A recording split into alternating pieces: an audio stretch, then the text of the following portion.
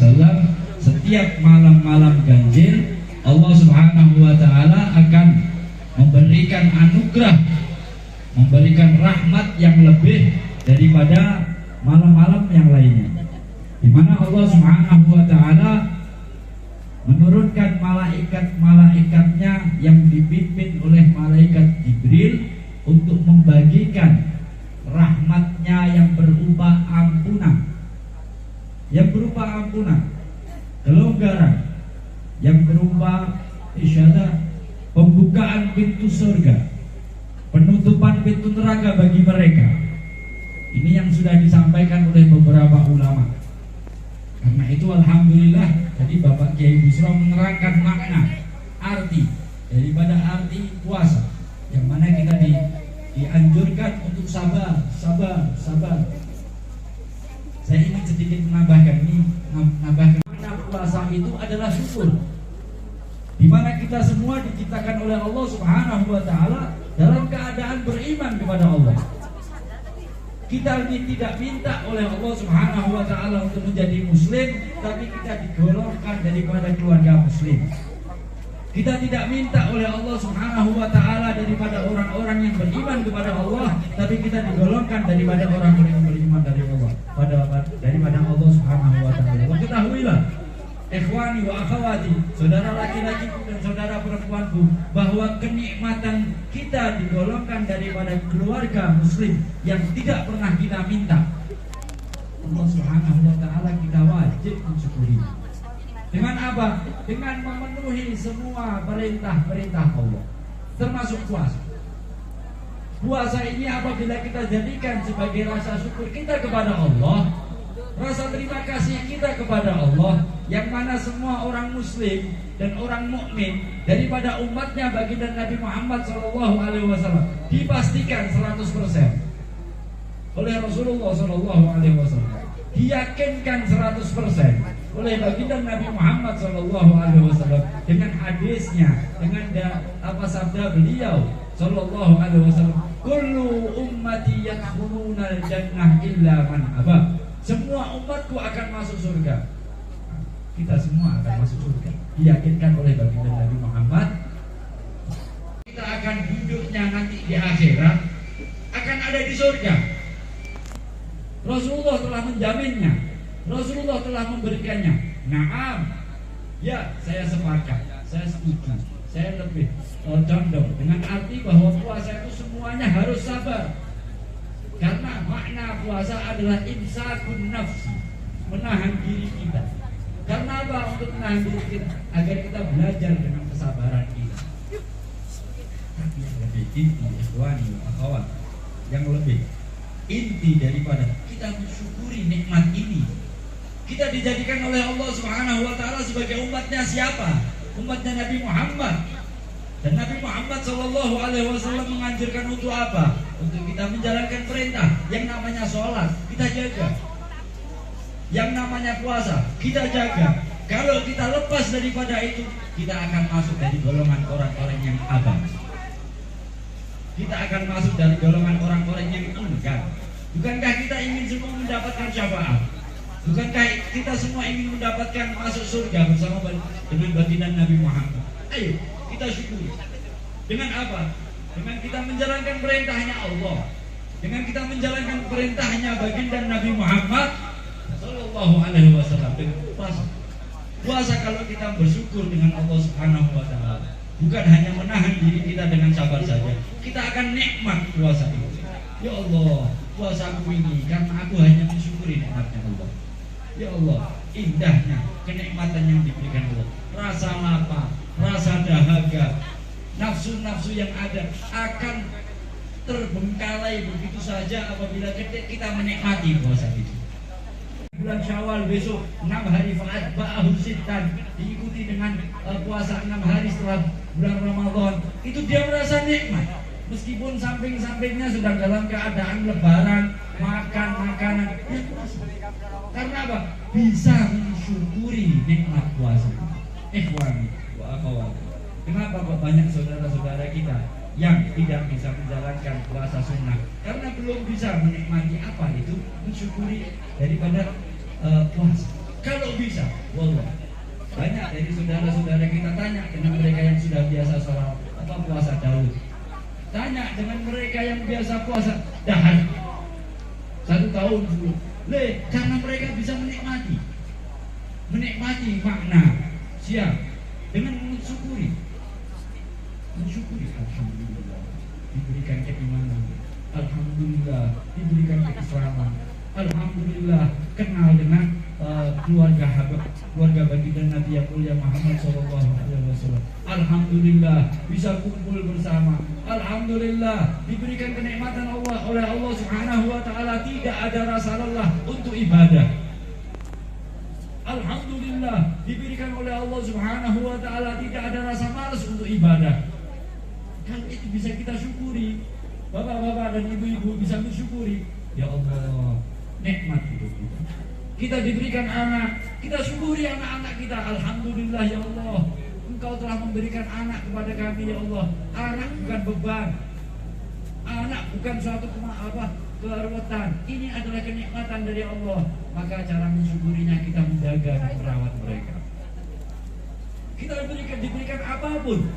diberikan apapun, dalam keadaan apapun, apabila kita bisa mensyukuri nikmatnya Allah yang diberikan, kita akan bisa nikmat. Nyantai, hidupnya nyantai. Bahasanya, kalau kita diberikan sesuatu yang pahit, kalau dalam bahasa manusianya adalah musibah, kalau kita bisa mensyukuri, kita enak,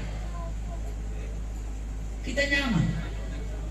Ingat, hari terus berjalan, waktu terus berlalu. Tidak mungkin kenikmatan hari ini sama dengan kenikmatan kemarin. Tidak. Kalau dalam bahasanya musibah hari ini akan sama dengan musibah besok. Tidak. Karena itu kalau kita bisa menikmatinya dengan cara kita bersyukur kepada Allah Subhanahu wa taala, di samping isi daripada syukur itu adalah bersabar, di samping isi daripada syukur itu adalah taat dan memperkuat ibadah kita kepada Allah Subhanahu wa taala, di samping isi daripada syukur adalah mempererat hubungan kita dengan Rasulullah, di samping isi daripada syukur itu kita bisa dekat dengan para ulama, dekat dengan para habaib, dengan para dzurriyyah. Isi daripada syukur itu semua kita bisa nyaman kehidupan. Wallah. Bangunkan saudara-saudara kita dan ajak mereka untuk belajar berpuasa. Untuk apa? Sama-sama belajar mensyukuri nikmatnya Allah Subhanahu. Sama-sama belajar menikmati kenikmatan langsung dari Allah Subhanahu yang tidak pernah kita minta, yang tidak pernah kita harapkan. Tapi Allah yang Maha Pemberi akan selalu memberikan karunia sesuai dengan firman Allah Subhanahu wa taala, A'udzu billahi minasyaitonir rajim. Bismillahirrahmanirrahim. La in syakartum la azidannakum wa la in kafartum inna 'adzabi. Apa makna kafartum di sini? Apa arti kafartum di sini? Saya kemarin taklim dengan beberapa ashab dan teman-teman kita, anak-anak pondok. Saya mengartikan orang kafir, kafartum di sini bukan berarti kafir atau bukan berarti menghindar daripada nikmatnya Allah, tapi menutup kebenaran. Yang sesungguhnya dia tahu bahwa nikmatnya ini dari Allah, bukan dari dia sendiri. Contoh, kamu memberikan anakmu uang, kamu akan mengatakan ini dari bapak, nak. Tapi coba kalau kamu mengucapkan ini dari Allah yang diberikan oleh bapakmu, semoga menjadi keberkahan untuk dirimu. Ajarkan dari kecil anak itu mengenal Allah. Bukan ajarkan dari kecil anak itu mengenal uang. Bukan ajarkan dari kecil anak itu mengenal pekerjaan. Tapi ajarkan dari kecil anakmu mengenal Allah. Sebab guru terbaik daripada anak adalah orang tua. Sebab guru terbaik daripada anak itu adalah orang tua. Bukan guru, bukan habib, bukan kiai. Guru terbaik daripada anak adalah orang tua. Ikhwani wa akhwati, bapak-bapak, ibu-ibu, kita lihat zaman sekarang ini. Lihat zaman sekarang, anak-anak muda zaman sekarang. Kenapa anak-anak muda zaman sekarang seperti ini? Ada yang kelitih, ada yang apa itu bahasanya, geng motor dan lain sebagainya. Karena kekurangan pendidikan dari dalam keluarganya. Wallahualam. Tadi malam saya melihat di TV, Pak. Saya melihat di di TV, seorang pemuda ditangkap polisi karena dia menyimpan senjata tajam di rumahnya dan ikut naik sepeda motor keliling dengan membawa celuritnya dan lain sebagainya, sehingga disatroni oleh polisi. Ya Allah, di rumahnya ada gambarnya Habib Umar bin Hafid, disoting oleh pihak media sosial itu, disoting. Ada fotonya Habib Umar bin Muhammad bin Salim bin Habib. Kita langsung berpikiran, ya Allah, ternyata keluarganya adalah keluarga daripada pecinta para habaib. Tapi saya berpikir kemungkinan besar mereka hanya cinta dengan foto saja, tidak mengajarkan kepada anaknya, tidak memberitahu kepada anaknya bagaimana hak kebenaran daripada apa yang Allah berikan kepada mereka, sehingga mereka kafir, menutup dirinya daripada kebenaran. Ikhwani wa akhwati, maukah hal tersebut terjadi kepada keluarga kita? Tentunya kita nggak mau. Tentunya kita enggak. Ya Allah, kayak gini nggak mau, bikin malu. Anak-anak kita ditangkap sama polisi gara-gara seperti ini. Kurang pendidikan. Siapa yang bertanggung jawab? Nanti mereka akan mengatakan kiainya, habibnya, ininya. Tidak. Kita kembalikan kepada diri kita. Orang tuanya. Kalau ada anak yang nakal, anak yang kurang ajar, perhatikan orang tuanya. Bagaimana orang tuanya mendidik? Bagaimana orang tuanya mengajarkan? Giring anaknya sejak kecil, mau tidak mau, ajak mereka, paksa mereka untuk mengenal pada ulama. Pendidikan anak bukan dalam arti kata ngelomani toh. Tahu ngelomani toh? Ya, anak itu paksa. Sebab dengan engkau memaksa untuk belajar di waktu kecil, niscaya di saat dewasa mereka tahu hak seorang anak kepada orang tua. Pada zaman sekarang ini ya akhi wa ya ikhwani wa ya akhwati, banyak anak yang kurang ajar dengan orang tuanya. Maukah terjadi pada diri kalian semua? Kalau tidak kita didik dari sikap. Banyak saya melihat dengan mata kepala sendiri, anak salaman sama orang tua seperti anak salaman sama temannya. Tidak cium tangan. Gimana kabarnya Pak? Banyak ya? Di sini ada. Anak itu salaman sama bapaknya sama seperti anak salaman sama temannya. Tapi hal yang tidak akan mendapatkan syafaat dari baginda Nabi Muhammad, salah satunya adalah uququl walidain. Salah satunya adalah durhaka kepada orang tuanya. Durhaka kepada orang tuanya hanya mengatakan itu termasuk durhaka. Apalagi sampai berani mengucapkan kalimat-kalimat yang tidak baik, apalagi sampai membuat kecewa orang tuanya, apalagi sampai membuat tangis orang tuanya, itu termasuk daripada durhaka. Meskipun cuma nangis batin, bapaknya nangis batin, ibunya nangis batin, itu termasuk durhaka. Karena ikhwani akhwati, ibu-ibu semuanya yang hadir di tempat ini, ini malam adalah malam berkah. Ini malam adalah malam berkah. Kembali kepada orang tuamu, minta maaf kepada orang tuamu, cium tangan orang tuamu. Jangan malu untuk melakukan kebaikan. Nikmat dari Allah engkau bisa cium tangan orang tuamu. Bagaimana dengan orang tua yang sudah ada di dalam kuburannya? Datang ke kuburannya, ziarahi mereka, minta maaf kepada mereka. Agar apa?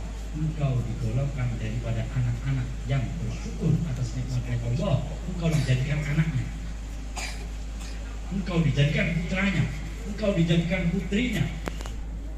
Engkau lahir dari rahim ibumu. Ibumu ini yang akan meminta selalu berdoa untukmu.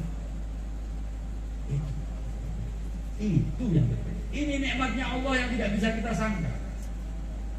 Kadang orang tua tanpa sengaja membiarkan anaknya, dalam arti kata dibiarkan anaknya, yang penting dia sudah ngaji sama ustadznya, tapi tidak tahu dengan pendidikan lingkungan.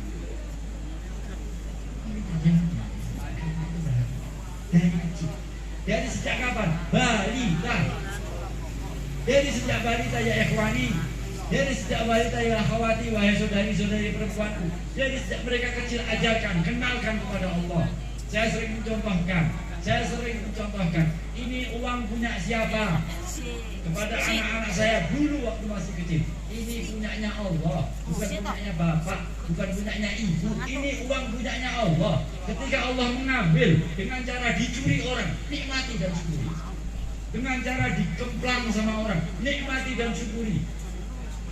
Jangan kamu dendam, jangan kamu marah.